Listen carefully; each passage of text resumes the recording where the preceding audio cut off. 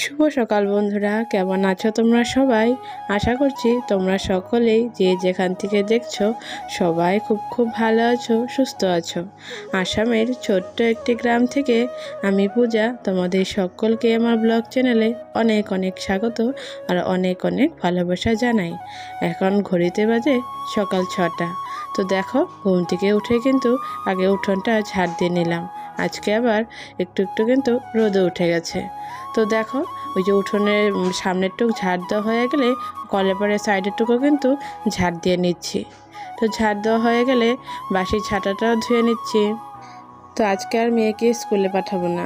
কালকে থেকে ওর খুবই জ্বর। কালকে যখন স্কুল থেকে এসেছিল তখন থেকেই না শরীরটা ভীষণই খারাপ।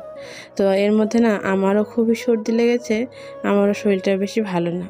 তো ওই জন্য কিন্তু সকালবেলা উঠতে একটু দেরি হয়ে গেছে। তো যাই হোক, কাজবাজ সারা হয়ে গেলে আমি এই যে ওই কালকে যে পেঁয়াজের খোসাগুলো ভিজিয়ে রেখেছিলাম সেগুলো দেখো একবারে লাল হয়ে গেছে, মানে জলগুলো। তো উপর থেকে পেঁয়াজের খোসাগুলো ফেলে দিচ্ছি। ফেলে দিয়ে ওই যে বালতি করে জল নিয়ে আসলাম, সেই জলের মধ্যে মিলিয়ে নেব। মিলিয়ে নিয়ে ওই যে লাউ গাছগুলো যা আছে সেই লাউ গাছের গোড়ায় দিয়ে দেব। তো এই পেঁয়াজের খোসার জল দিলে নাকি গাছগুলো বেশ টলটলা হয়ে থাকে, মানে ভালো হয় আর কি। মানে কি আমাদের বাড়ির যে গাছগুলো সেগুলো না একবারে চিকন চিকন হয়ে গেছে। ওই জন্যই ঘরোয়া সারগুলো ব্যবহার করছি যাতে গাছগুলো একটু তরতাজা হয়। তো দেখো, ওই বালতির মধ্যে ওই পেঁয়াজের খোসার জলগুলো মিলিয়ে নিয়ে সব গাছের কিন্তু গোড়ায় ভালো করে দিয়ে দিচ্ছি।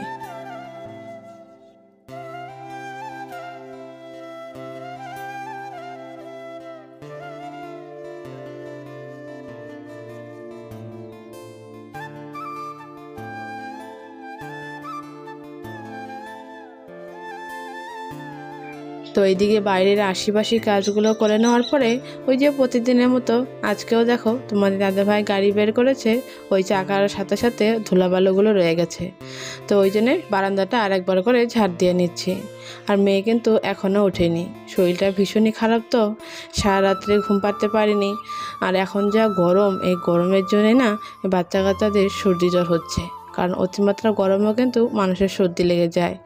কারণ আমারও একই অবস্থায়, অনেক মাথাটার খুবই যন্ত্রণা করছে। তো আজকে ভিডিও দেওয়ার ইচ্ছে ছিল না, কিন্তু মোবাইলে রেকর্ড করা ছিল বলে আজকে দিয়ে দিলাম।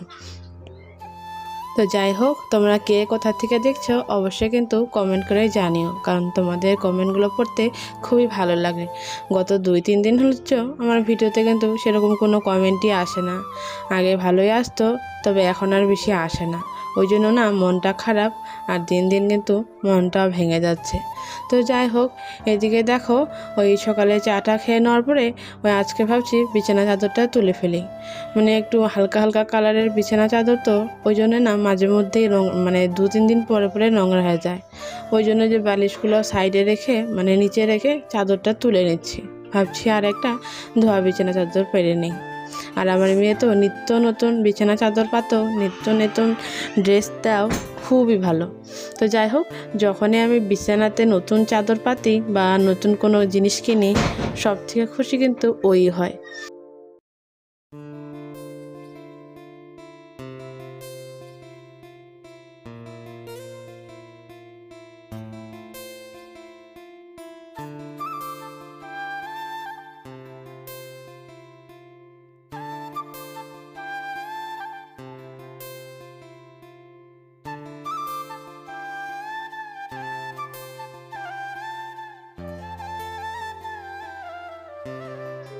তো ওইদিকে ঘরটার গুছিয়ে নেওয়া হয়ে গেছে, তারপরে ঘরটা আবারও ঝাড় দিয়ে দিচ্ছি।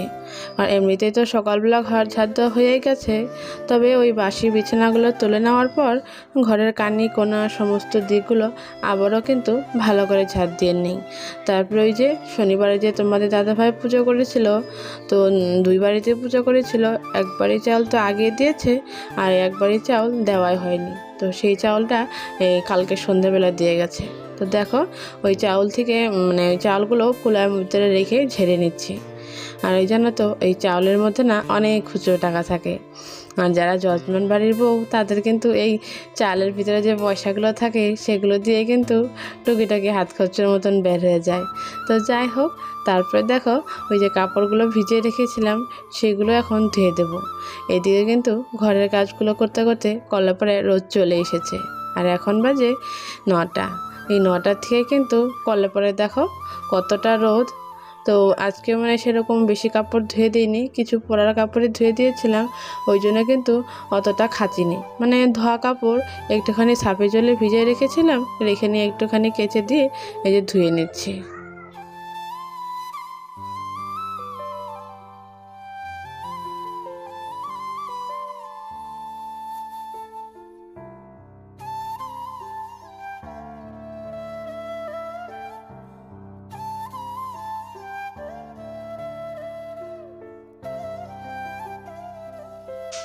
কালকে এবার বাজারে গিয়েছিলাম, তো খুবই গরম, ওই জন্য কিন্তু সন্ধ্যার পরে গিয়েছি, তো ওই জন্য আর ভিডিও করা হয়নি।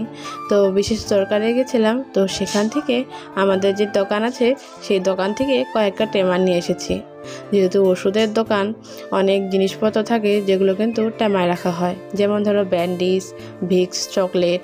তো টেমাগুলো না খালি পড়ে আছে, তো ভাবলাম নিয়েই যাই, কারণ একটা সংসারে খুঁটিনাটি কিন্তু অনেক বস্তুরই দরকার হয়, সেই সব জিনিসগুলো টেমায় ভরে রাখলে ভালোই হয়।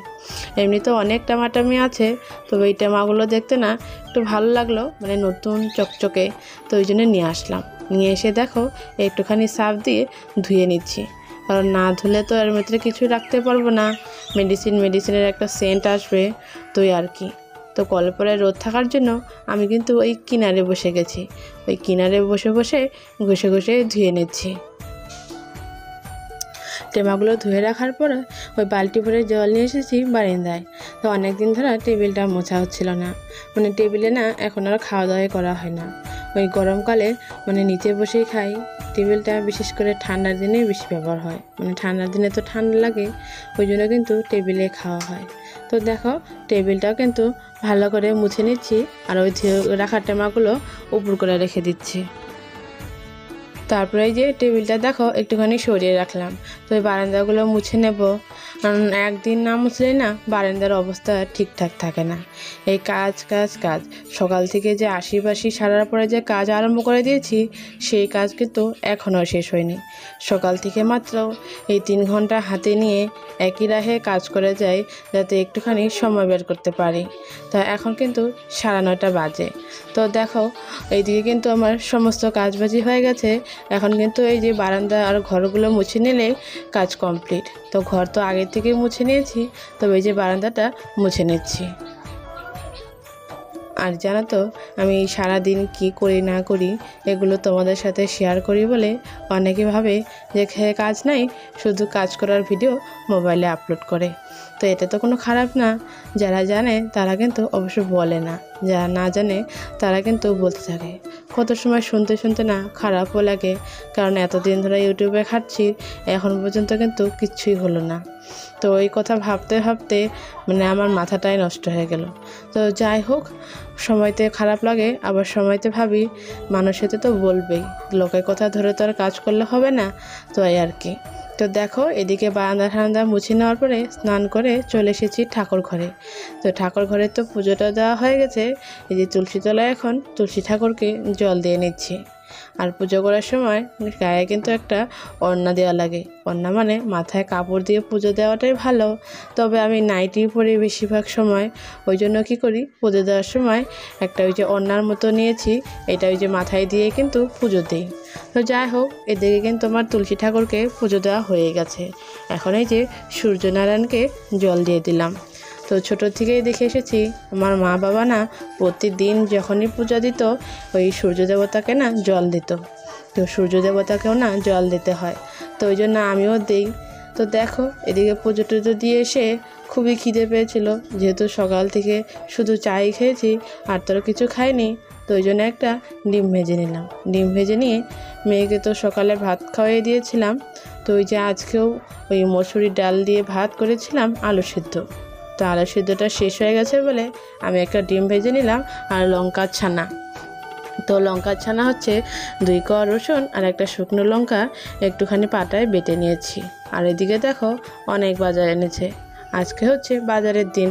আমাদের গ্রামের পরিবেশে না ওই বাজারের দিনে না সবাই না ব্যাগ ভর্তি করে বাজার করে আর ভালো মন্দ খাওয়া হয়।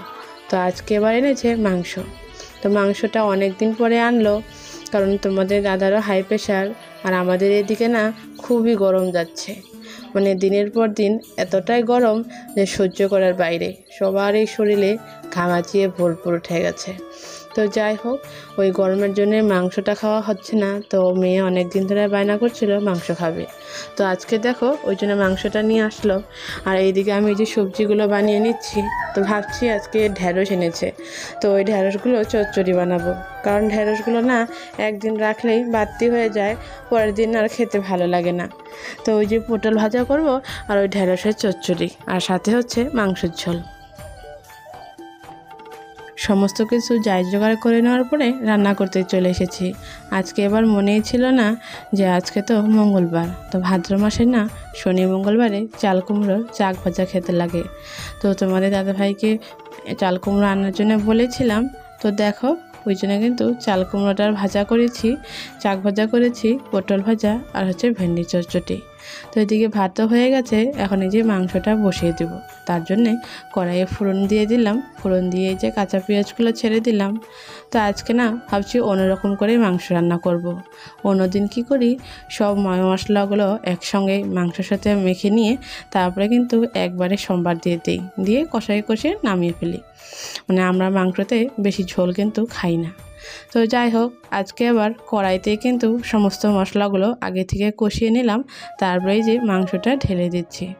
তো যাই হোক, সব জিনিস তো একরকম করে রান্না করে ভালো লাগে না, তো মাঝে মধ্যে একটু অন্য স্টাইলে রান্না করেও কিন্তু ভালো লাগে। তো দেখো এদিকে কিন্তু মাংসটা আমি বসিয়ে দিয়েছি, আর মাংসটা প্রায় হওয়ার মধ্যেই। তো দেখো এদিকে কিন্তু আমার মাংস কষানি একদমই হয়ে গেছে। এখন এই যে ওই মশলাগুলো যে দিয়েছিলাম, ওই বাটিতে যে পাটা ধোয়ার মানে মশলার বাটিটা ধোয়ার জলগুলো, সেগুলো একটু একটু করে দিয়ে আরও ভালো করে কষিয়ে নিচ্ছি। নিয়ে দেখো ঝোল দেওয়া হয়ে গেছে, আরও খানিকক্ষণ শুকাবো, শুকিয়ে নিয়ে নামাই দেবো। যাই হোক বন্ধুরা, আজকের মতন ব্লগটা আমি এখানেই শেষ করছি। ভালো লাগলে লাইক কমেন্ট শেয়ার করে দিও, আর চ্যানেলে নতুন বন্ধু হয়ে থাকলে চ্যানেলটা কিন্তু অবশ্যই সাবস্ক্রাইব করে দিও।